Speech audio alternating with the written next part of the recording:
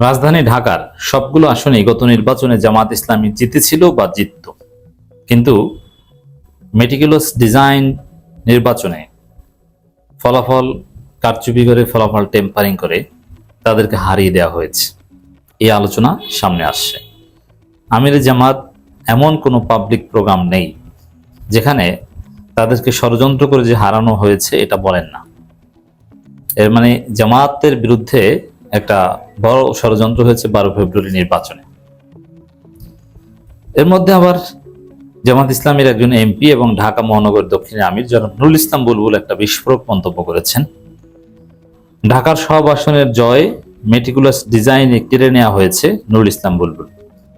এর মানে জামাত ইসলামী জোট ঢাকার সব আসনেই জিতেছিলেন, কিন্তু তাদের জয় কেড়ে নেওয়া হয়েছে। Is it true? এটা আমরা বিশ্লেষণ করব। দর্শক, এই কথাটা আমি কেন বেছে নিলাম? দেখেন, সারা বাংলাদেশে যে জামাতকে হারিয়ে দেওয়া হয়েছে এটা আমি মনে করি না।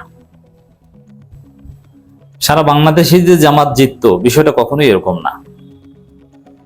এবং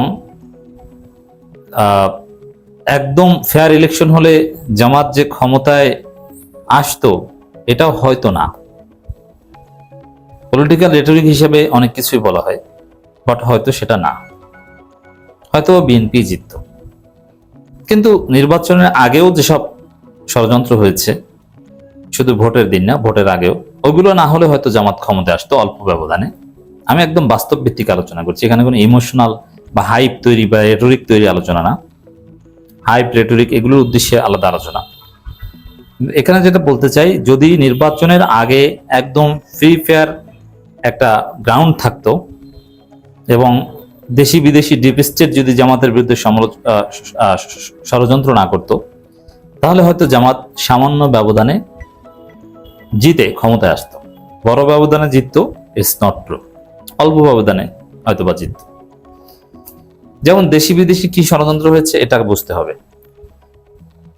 নির্বাচনে জামাতের বিরুদ্ধে ষড়যন্ত্র শুধু ভোটের দিনে ষড়যন্ত্র নয়, জামাতের বিরুদ্ধে বরং আসল ষড়যন্ত্রটা হয়েছে নির্বাচনের আগের দিন, এবং বেশ আগে থেকেই করা হয়েছে। যেমন আমিরে জামাতের এক্স অ্যাকাউন্ট হ্যাক করা, ওটা ছিল একটা পরিকল্পিত ষড়যন্ত্র জামাতকে নির্বাচনে হারানোর। আমিরে জামাতকে বিতর্কিত করার চেষ্টা করা হয়েছে এবং নারীদের মধ্যে বা একটা ক্লাসের কাছে একটা বার্তা দেওয়া হয়েছে, এবং এটা নিয়ে একটা অপরাজনীতি হয়েছে। এখন ওই এক্স অ্যাকাউন্ট হ্যাক কারা করেছে, কারা জড়িত? বড় কোনো শক্তি, ওটা পাকিস্তান থেকে হ্যাক করা হয়েছে, ভারত জড়িত, ইসরায়েল জড়িত, নানান ডিপ স্টেট মিলে আমিরে জামাতের একটা স্ট্যাটাসের মাধ্যমে পুরো জামাতকে কঠিন নাকানি চুবানি খাওয়ানো হয়েছে। যদিও জামাত চেষ্টা করেছে ট্যাকেল দেয়া, ট্যাকেল দিয়েছে, শেষ পর্যন্ত প্রমাণিত হয়েছে যে হ্যাক হয়েছে, কিন্তু ক্ষতি যা করার এটা হয়ে গেছে। মানে কোপ একটা দিয়ে তারপরে আপনি যতই হসপিটালে নেন আর সরি বলেন, কোপটা তো দিয়েছেন, রক্ত তো ঝরেছে, ঘাটা তো আর এত সহজে যাবে না।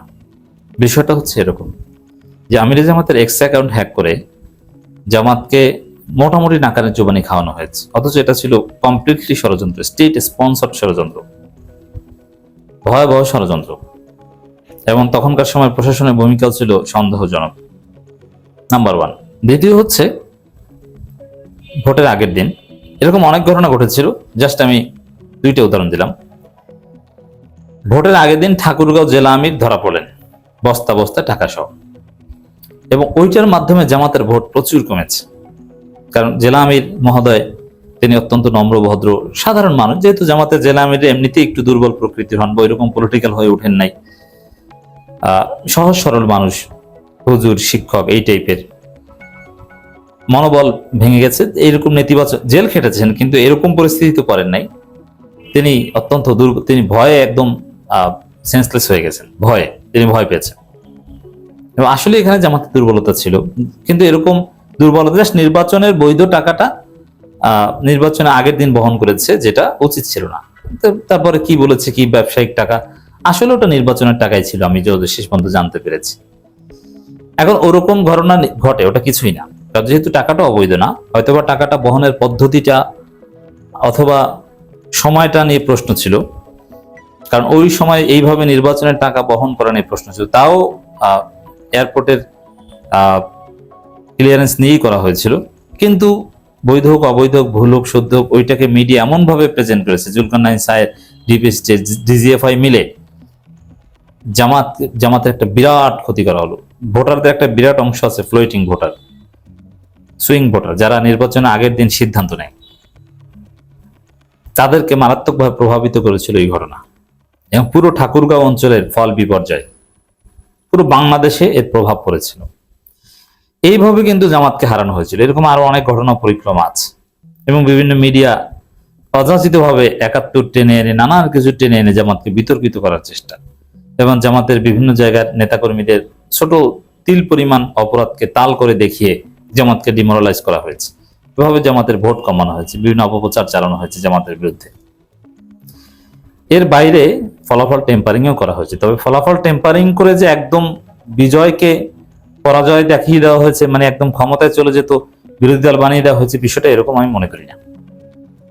যেমন বৃহত্তর বরিশালের কথা যদি বলি, আসলেই জামাত 2 জায়গা বাদে সব জায়গায় হেরেছে। বৃহত্তর বরিশালে আমার প্রেডিকশন ছিল যে জামাত একটা আসন জিতবে, শুধু শফিকুল ইসলাম মাসুদের আসনটা জেতার প্রেডিকশন ছিল। মাসুদ সাইদি জিতেছেন, এটা আমার প্রেডিকশনের বাইরে ছিল। জিতেছেন, ভাগ্য ভালো। অনেকে বলেছিলেন যে না 6টা জিতবে, অনেকে বলেছিলেন সবগুলো জিতবো। জামাতের একজন কেন্দ্রীয় নেতা, আমি নাম বলবো না, আমার সাথে দেখা করে বললো যে বরিশালে সবগুলো আসনে আমরা জিতবো। আমি বললাম যে আপনি কল্পনা রাজ্যে বাস করছেন। তখন আমি তার মুখের উপর বলেছিলাম যে একটাই জিতবে, একটাই। তখন সে আশ্চর্য হয়ে আমার দিকে তাকিয়েছিল যে বলে কি, মানে জামাতের অনেকে ওই সময় আকাশে ভাসছে। দেখেন, আমরা হাইপ বা জনগণকে প্রভাবিত করার জন্য অনেক কিছুই বলেছি, বাট রিয়ালিটি আমাদের চিন্তা ভাবনা বা আমরা তো রাজনীতি একদম গভীর থেকে বিশ্লেষণ করি, এটাই ছিল, এটাই বলেছিলাম যে বৃহত্তর বরিশাল বিভাগে একটা আসনে জিততে পারে। সেখানে আল্লাহর খাস রহমত, হয়তো আল্লামা সাইদির কারণে আল্লাহ বিশেষ রহমতে আরেকজনকে জিতিয়েছে, কিন্তু ওটাও জেতার অবস্থা ছিল না, বাস্তবতা। তো দর্শক, কিন্তু টেম্পারিং হয়েছে বেসিক্যালি ঢাকায়। ঢাকার বাইরে 2-1 জায়গায় আপনি পেতে পারেন, গোলাম পরোয়ার আসনে পেতে পারেন, তাও প্রশ্ন আছে আসলে কারচুপি করা হয়েছে না অরিজিনালি হেরে গেছেন। হিন্দু ভোট নিয়ে বেশি মাতামাতি করা, এটা তার একটা ভুল ছিল, এগুলো আত্মপর্যালোচনা করা দরকার।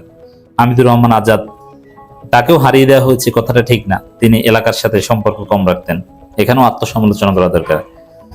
কিন্তু এটা সত্য কথা, ঢাকার আসনগুলোতে ভয়াবহ কারচুপি হয়েছে, ফলাফল কারচুপি হয়েছে, এটা আপনাকে বিশ্বাস করতে হবে, এটা সত্য। এটা ছিল ইউনূসের বা বিরাট গোয়েন্দা সংস্থার নির্বাচন সবার প্রজেক্ট।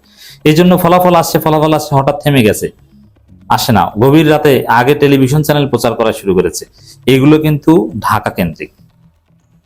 ঢাকার জনগণ অবিশ্বাস্যভাবে জামাতকে ভোট দিয়েছিল এবং প্রায় সবগুলো আসনেই জামাত জিতত বা জিতেছিল কারচুপি করে। কারণ ঢাকায় যদি ক্ষমতাসীনদের অর্ধেকের বেশি না জেতানো যায়, বেশিরভাগ আসন না জেতানো যায়, এমনকি তারেক রহমান ঢাকা 17তে হেরে গিয়েছিলেন, বিলিভ ইট অর নট, তাকে জিতিয়ে দেওয়া হয়েছে। কারণ যাদেরকে ক্ষমতা দিবে সরকার, ঢাকায় যদি তাদের অধিকাংশ আসন না থাকে, বিষয়টা খারাপ দেখে, যার ফলে ঢাকার আসনগুলো মেটিকুলাস ডিজাইন আগেই ছিল যে ঢাকার আসনগুলো যেভাবে হোক ফলাফল টেম্পারিং করে হলেও জিতিয়ে দিতে হবে। এটা করা হয়েছে, এটা সত্য কথা।